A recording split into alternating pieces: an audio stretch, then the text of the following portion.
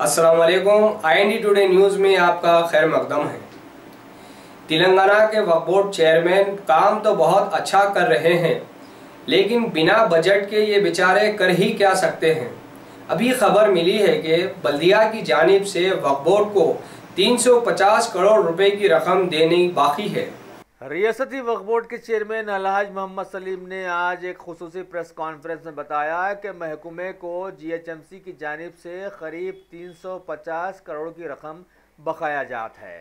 साथ ही ये भी बताया कि इस रकम में से कुछ रकम कुछ मुतवल्लियों ने तगल्लुब की है। इस सिलसिले में इन्होंने कहा कि CM KCR को भी महकमा एक याददाश्त पेश करने का इरादा रखता है। GHMC कमिश्नर को बुलाए हम 350 करोड़ रुपए वक्फ बोर्ड को आने का है। एक्ट के हिसाब से जो है ना मुतवल्लियाँ भी कुछ पैसे ले लिए, तो वो भी जो है ना उसूलन वक्फ बोर्ड को आना चाहिए पैसे।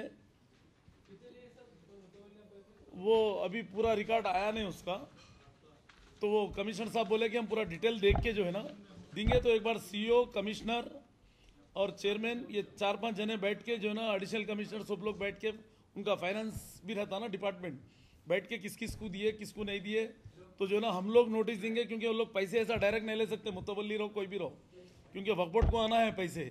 तो बैलेंस अमाउंट जो है ना 250 करोड़ रुपए और बैलेंस है बोल रहे हो, तो 250 करोड़ रुपए डायरेक्ट वक्फ बोर्ड को देना है। तो वही गवर्नमेंट से CM से उन्होंने डिस्कशन करके वो पेमेंट देते बोल के जो है ना वादा करके कि कमिश्नर साहब, एडिशनल कमिश्नर देवेंद्र रेड्डी भी आए थे, जनार्दन रेड्डी भी आए थे, उनका डिपार्टमेंट पूरा आया था बल्दिया का।